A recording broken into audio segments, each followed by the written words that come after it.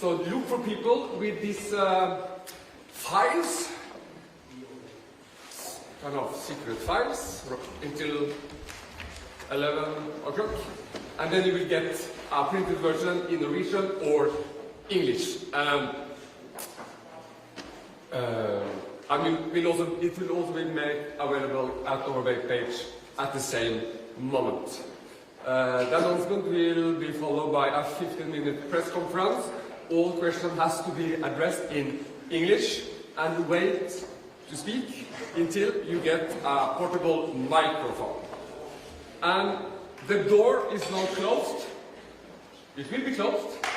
We are closing the door. And now it's not possible from now until the press conference is finished. You cannot go out from this room. If you need some fresh air, you can go out to the terrace. And I just want to mention we have some fire safety routine. If the fire alarm sounds, immediately stop what you are doing and prepare to evacuate. So stay alert and follow the instruction. It will be sent to you what to do and follow that instruction. And the meeting point, once outside, make your way to the designated meeting point. And the meeting point is located next to our neighboring building by the main entrance. So most important, follow the instructions.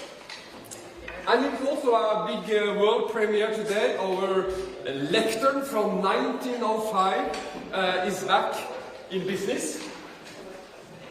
It was designed in 1905 actually by two architects. The sons, the president of the Norwegian Parliament in 1905 was member of the Norwegian Nobel Committee, and he gave the job to his two architect sons to make all the furniture here. They made this, but in the 80s it suddenly disappeared. We throw it away actually in the 80s because it was not fashion to have this kind of furniture. The lectern mysteriously disappeared. And then in 2000 we were contacted by a bar owner all up in Finnmark, north of Norway, small village, 1,200 people who used this as a bar in his bar. We were asked if we want to buy it back, and we bought it back in 2000. So we fixed it. So the historic 1905 lectern will once again be a part of this historical moment. So from 1905 bar back here. So that's also breaking news today. So 11 o'clock, the happy news will be announced. Thank you.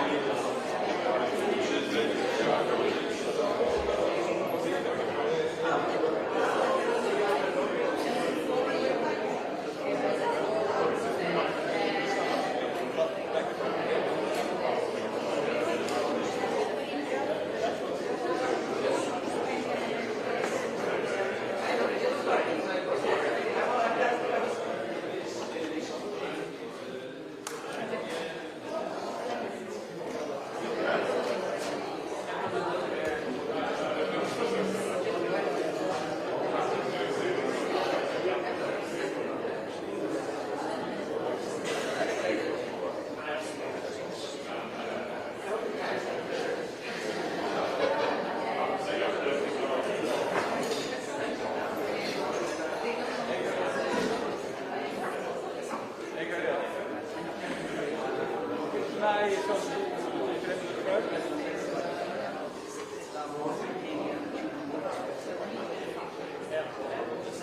så kan du jo si til at du kan ha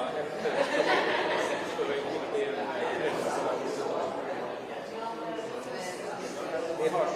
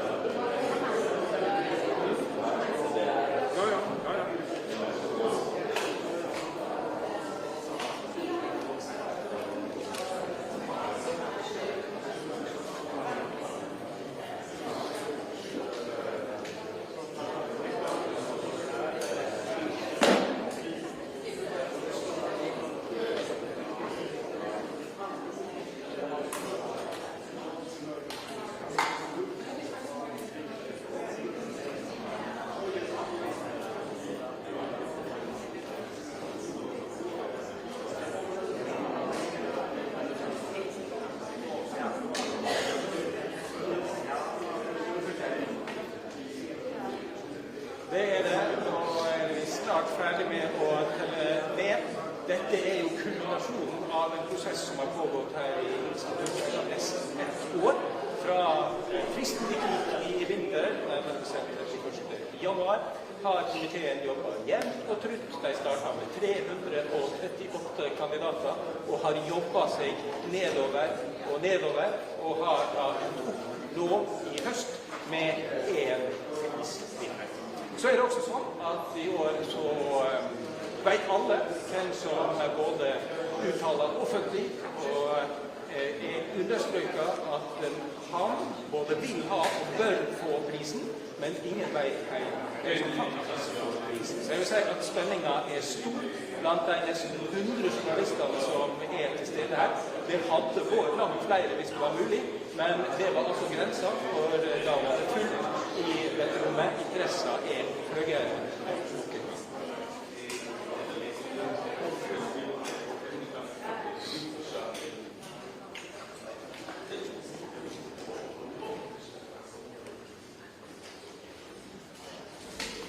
Komiteen har for det første vært langt mer aktive i å kommunisere ut på forhånd. Jeg opplever at det viktigste punktene for dem har vært å få ut at de uavhengige av den norske regjering, at de understreker forpliktelsene sine i forhold til testamentet, og så har de vært opptatt av å kommunisere ut at dette ikke en pris på det som nødvendigvis skjer akkurat nå, men det som har skjedd det foregående år, altså egentlig i 2024, men den kan også ha helt til ting som har skjedd i 2025. Her ser vi bilder på andre siden av denne brukerdøra, og Jørgen Vatnefrydnes, som sammen med Kristian Berg Hartvigsen i Viken, sekretæren av komiteen, seg klar til å komme inn for å kunngjøre det som denne store nyheten som alle inne i dette rommet og framfor lokalvis rundt omkring i hele verden venter på, nemlig som i 2025 tildelt den store æra å bli vinner av årets Nobels fredspris. Et år altså interessen større enn nok en gang før, mye takket være hvordan det blir kommunisert fra Hvite hus. Og så får vi bare vente og høre hvilke navn som faktisk vil bli formidlet fra den nye talerstolen, gamle talerstolen. Det altså slik at den opprinnelige talerstolen i Nobelinstituttet tilbake, og derfor vil Nobels fredspris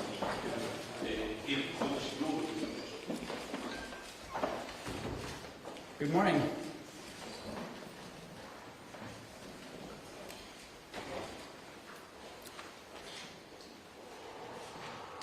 The Nobel Peace Prize for 2025 goes to a brave and committed champion of peace, to a woman who keeps the flame of democracy burning amidst a growing darkness. The Norwegian Nobel Committee has decided to award the Nobel Peace Prize for 2025 to Maria Corina Machado. She is receiving the Nobel Peace Prize for her tireless work promoting democratic rights for the people of Venezuela and for her struggle to achieve a just and peaceful transition from dictatorship to democracy.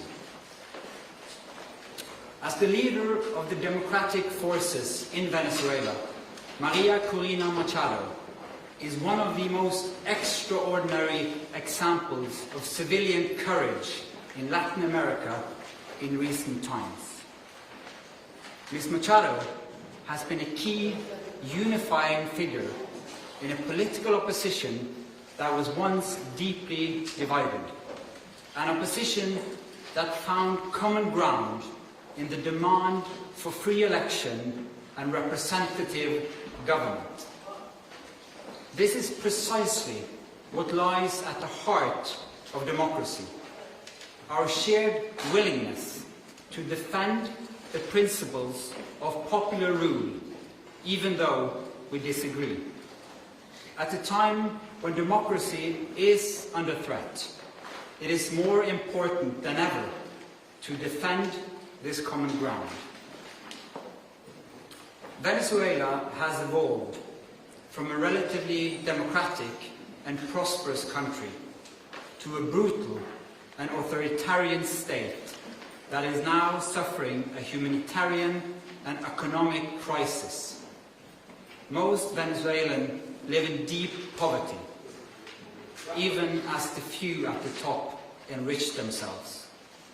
The violent machinery of the state is directed against its own population. Nearly 8 million people have left the country.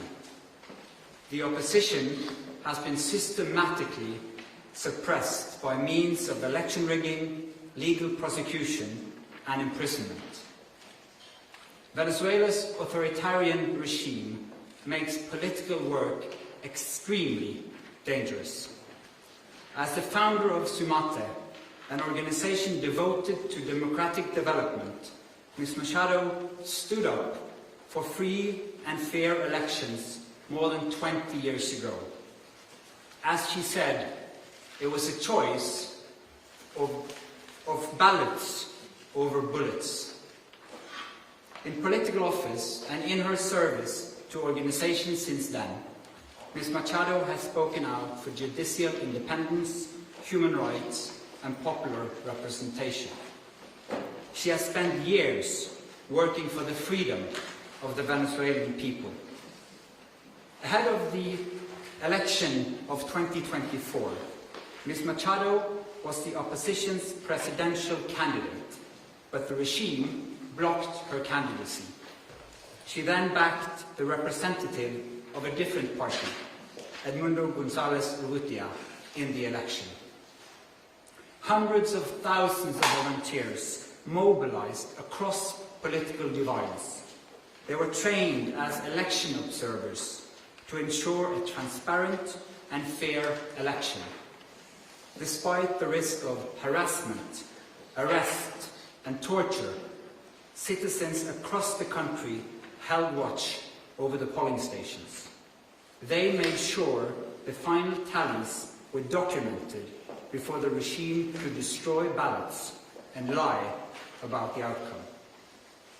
The efforts of the collective opposition, both before and during the election, were innovative and brave, peaceful and democratic. The opposition received international support when its leaders publicized the vote counts that had been collected from the country's election districts, showing that the opposition had won by a clear margin. But the regime refused to accept the election result and clung to power. Democracy is a precondition for lasting peace. However, we live in a world where democracy is in retreat, where more and more authoritarian regimes are challenging norms and resorting to violence. The Venezuelan regime's rigid hold on power and its repression of its population are not unique in the world. We see the same trends globally. Rule of law abused by those in control, free media silenced, critics imprisoned, and societies pushed towards authoritarian rule and militarization. In 2024, more elections were held than ever before, but fewer and fewer are free and fair.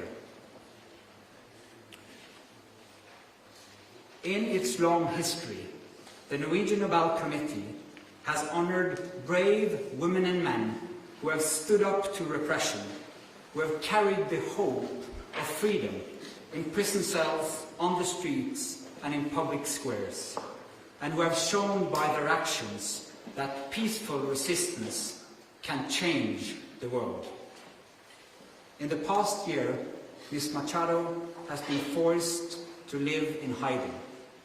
Despite serious threats against her life, she has remained in the country, a choice that has inspired millions. When authoritarians seize power, it is crucial to recognize courageous defenders of freedom who rise and resist. Democracy depends on people who refuse to stay silent, who dare to step forward despite grave risk, and who remind us that freedom must never be taken for granted, but must always be defended, with words, with courage, and with determination. Maria Corina Machado meets all the three criteria stated in Alfred Nobel's will for the selection of a Peace Prize. She has brought her country's opposition together. She has never wavered in resisting the militarization of Venezuelan society. She has been steadfast in her support for a peaceful transition to democracy. Maria Corina Machado has shown that the tools of democracy are also the tools of peace. She embodies the hope of a different future, one where the fundamental rights of citizens are protected and their voices are heard. In this future, people will finally be free to live in peace. Thank you. Questions? Mr. Chair, the attention this year has been a bit further north. How are you as a committee going to make sure that the topic of this year's Peace Prize democratic development in Venezuela is highlighted in the days and weeks to come? First and foremost, we hope to get your help, because the media obviously plays an important role in highlighting the humanitarian crisis in Venezuela, but first and foremost the immense and impressive work of the opposition in that country, so that they will still have hope to fight for a future of freedom for their country. Congratulations to Maria Corina Machado and the committee on the decision. But during the past months, US President Donald Trump has repeatedly said he deserves the Nobel Peace Prize and he'd like to have it. He even said that it would be an insult to the United States if he doesn't get it. What does as chairman of the Nobel Peace Prize Committee think of this, and how has this campaign-like activity by the President and his supporters domestically and internationally affected the deliberations and the thinking in the committee? In the long history of the Nobel Peace Prize, I think this committee has seen any type of campaign, media attention. We receive thousands and thousands of letters every year of people wanting to say what for them leads to peace. This committee sits in a room filled with the portraits of all laureates, and that room is filled with both courage and integrity. So we base only our decision on the work and the will of Alfred Nobel. Hello, Bibiana Piena from the Norwegian News Agency. As you state in your explanation,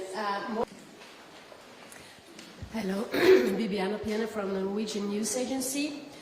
As you state in your explanation, more countries are moving in a more autocratic direction. Would you say that the committee, by this prize, is sending a warning to the world? Living in a world where we have less and less democracies and more authoritarian regime means that the world is also getting more unsafe. And we believe that peace, democracy is a precondition for peace. And so, yes, that is the message to the world. We need to support the democratic forces also on behalf of peace. Thank you. Mieszko Czarnecki, the Polish press agency PAP. This is the next Nobel Peace Prize in the recent years when woman has been awarded. Do you feel that women all over the world and in certain countries play a significant or a certain role protecting democracy, taking into consideration the Iranian activist in 2023 and the Venezuelan democracy protector that has been just announced as a laureate? Thank you. Thank you. As quoted in the announcement texts, in the long history of the prize, brave women and men from around the world have stood up against repression again and again. That is a key element of the Peace Prize, and we've seen it once again, that Maria Machado has been a unifying leader of the opposition in Venezuela, and what they did in the election of 2024 was incredible, and it gives hope to an entire country. Mr. Chairman, Christopher Ronneberg from Aftenposten. We've seen in previous years that awarding the Peace Prize to dissidents can put their lives at more risk than it already is. You mentioned yourself that she has been in hiding for quite some time. What considerations have you made when it comes to her safety and security now that she has become more exposed because of this Peace Prize? You're now touching upon some of the absolutely most difficult dilemmas in the work of the committee. This is the discussion we have every year for all candidates, particularly when the person who receives the prize is in fact in hiding because of serious threats to her life. She is very active in Venezuela, has been and will be. And so we are also taking the consideration that this prize will support her cause and not limit it. Thank you. Do you expect to see her in December in Oslo? Again, a question of security. It's too early to say. We always hope to have the laureate with us in Oslo, but this is a serious security situation which needs to be handled first. Thank you. Then I'll say thank you so much for your questions. Thank you for coming. We will have individual conference.